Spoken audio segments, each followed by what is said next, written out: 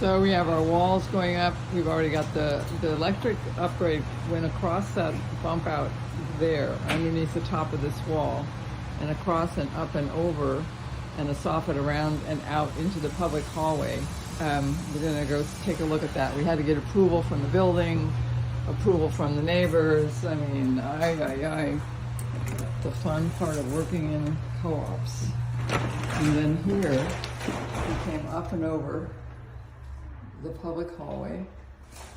We dropped a soffit so it looks like the other side, even though it's a little lower. It still looks symmetrical in a sense that we will get rid of that and paint it white, paint the ceiling all white again. And then we had fire stopping inspections. We had to add in and have that inspected by engineers. But this green field that you see coming down and over to the new shut off is for an electric upgrade, and it goes out into the public hall and up. It goes up to the 14th floor.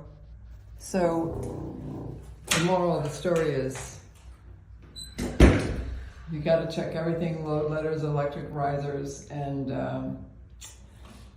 at least I got this all done the right way, because the building and its super didn't think you had to have an upgrade, and we sure did. Ciao for now.